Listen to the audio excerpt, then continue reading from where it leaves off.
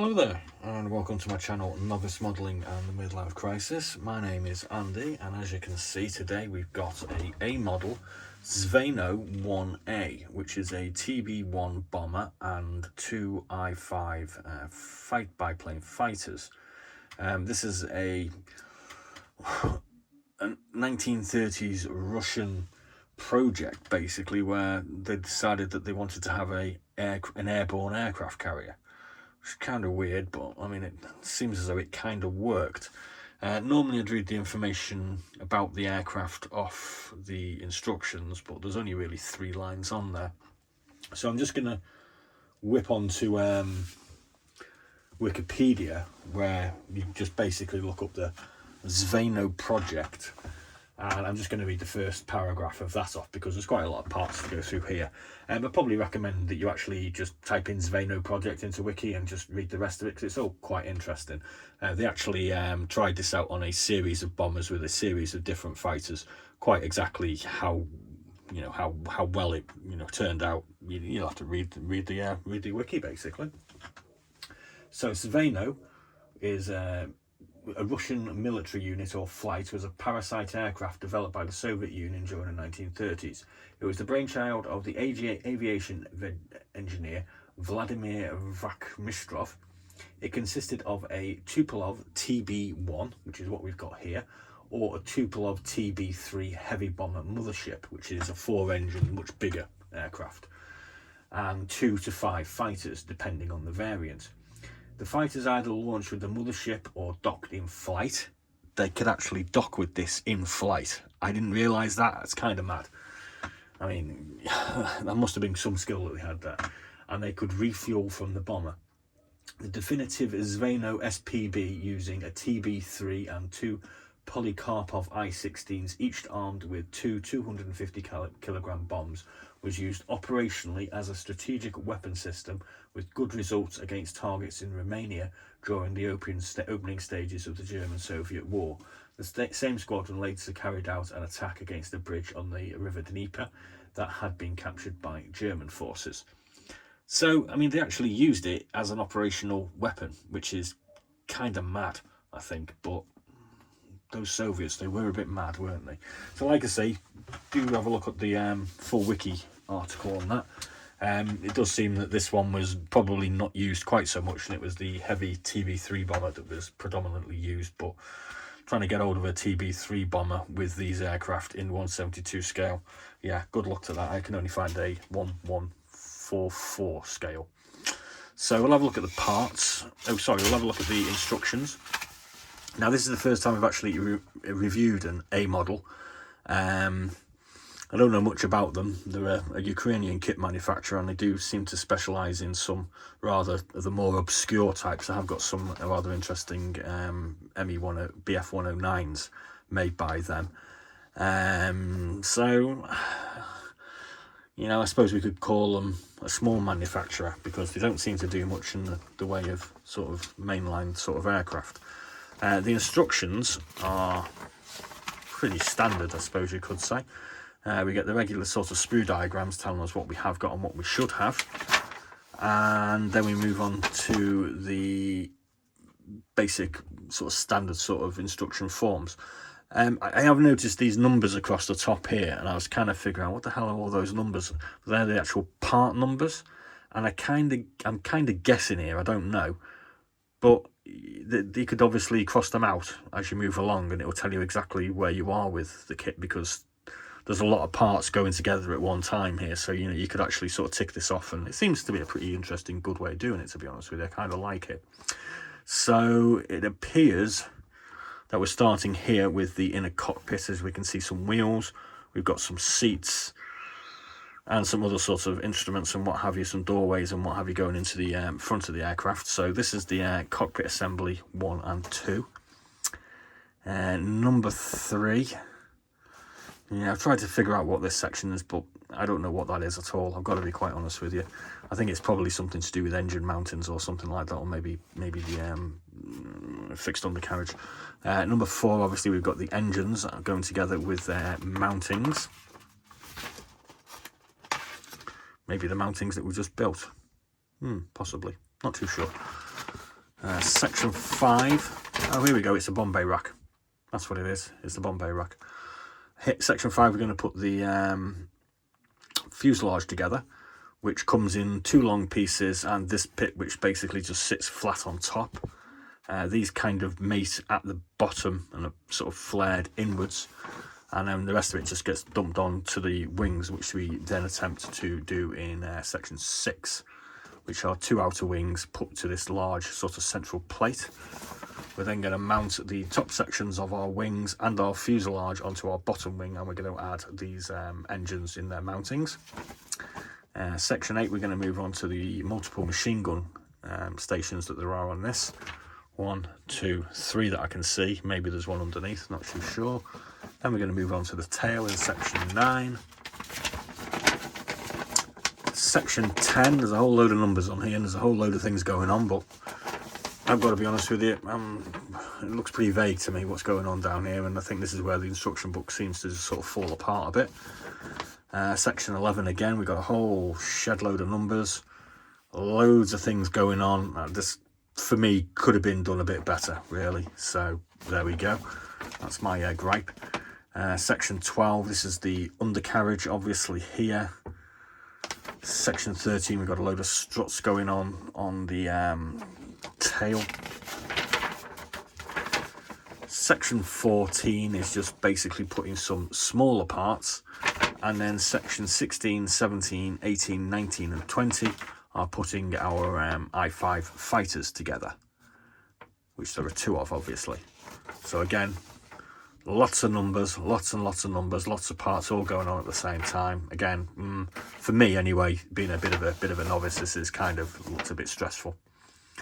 But anyway, and there we go. We end up putting the undercarriage on, the wings on, and then we have to put, obviously there's some mounting brackets that we have to put on the wings to attach our aircraft to. It's kind of interesting, though, I must admit. We get a colour diagram sheet, colour spec sheet, so we can see exactly how we're supposed to colour the thing up. Plain green on the top, pale blue on the bottom. It's got Humbrol colour codes on it. And that's that. So let's move on to the sprues. We get 4 singular wing sections which are mounted together like that, this being the top section of the wing.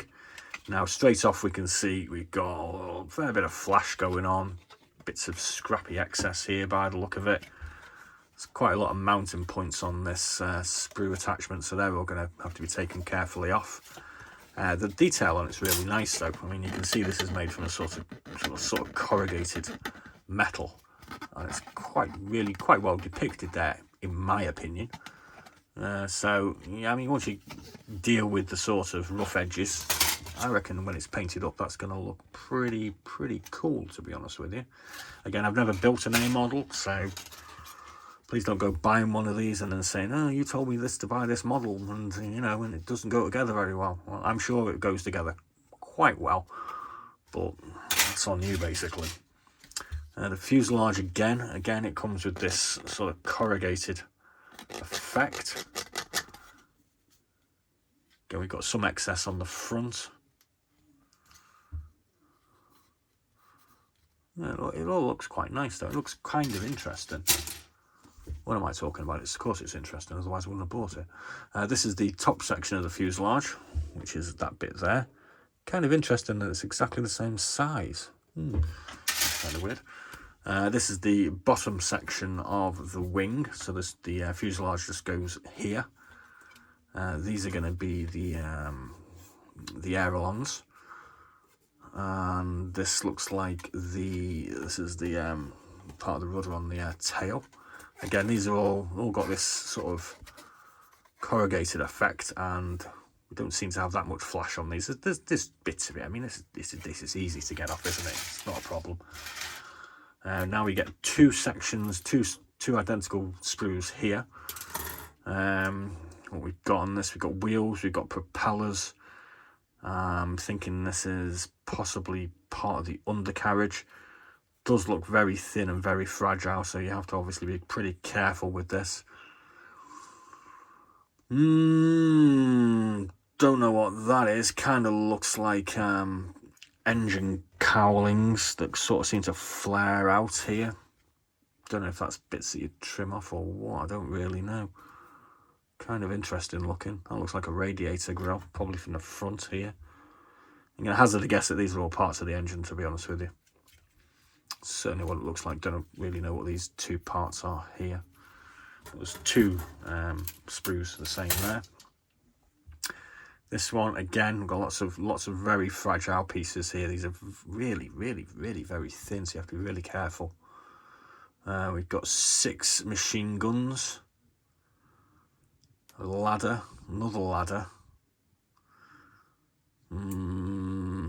undercarriage, probably the undercarriage. Anything that looks a bit weird, I'm just going to call undercarriage. We've got some circular pieces, which I'm guessing are parts of the machine gun mountings. These look like some sort of exhausts or something. This is the bomb rack that we saw before. We've got some wheels and some other parts. Look at this nasty flash on that bit there. That's going to be interesting to get off. And next we've got the tail and the other surfaces. Again, this corrugated. I really like this corrugated effect. I'm sure that's going to paint up really cool. And these, obviously, you need to mount these pieces together. And then we have another sprue of weird and wonderful pieces. Don't think they're actually... Oh, these are going to be wing spars. They're going to be wing spars, those, aren't they? And these look like engine nacelles. Bits at the bottom, probably a doorway to get in. Possibly a hatch that goes that way, actually. Goes from underneath. And there we go. We then get a glazed section. These are really thin, these pieces. We've got a load of small windows to put in. This is the mounting points for our I-5 aircraft. One on either side. Really fragile again. Kind of curious as to how well they're going to hold on to the aircraft. Probably have to stick it by the wheels, I would have thought. And then we move on to one of our I-5 aircraft. There's obviously 2 of these. Again, we've got looks like pretty good detail on the actual fuselage, to be honest with you. Looks quite nice. Got a twin blade propeller. There's the engine. No idea what they are. I'm guessing that this is just a standard aircraft. These look like the bits that you normally have on the wheels. I can't remember what they're called. So I'm guessing they're going to be in the spare parts box. Got a tail with a tail skid on it. That looks like another part of the engine. And they're going to be parts of the struts between the wings. And then we have 2 lower and upper wings, which one is obviously larger than the other. We've got the tail. And we've got more. This looks like... don't know. Never built a biplane yet, so don't know what that is. Kind of looks a bit like the wiring or whatever you call it. A couple of wheels. A couple of unidentified parts.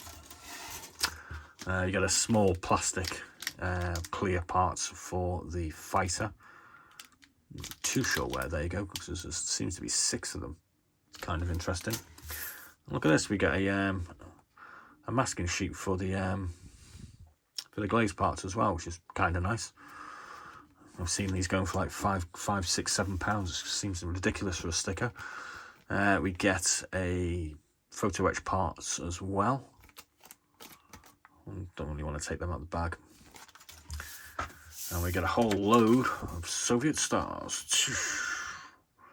Obviously they're going top and bottom on the fighters and on the fuselage, so we get quite a few of those. So there we go. There's a quick insight into the ZVENO-1A, TB-1 bomber and I-5 biplane fighter.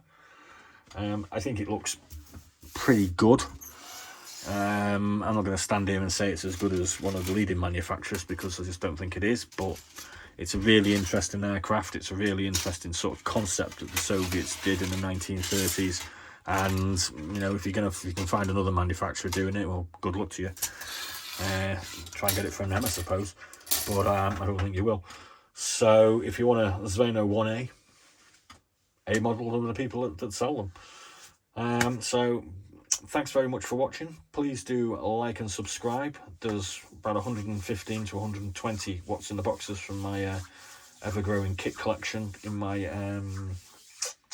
YouTube playlist. So yeah, be seeing you.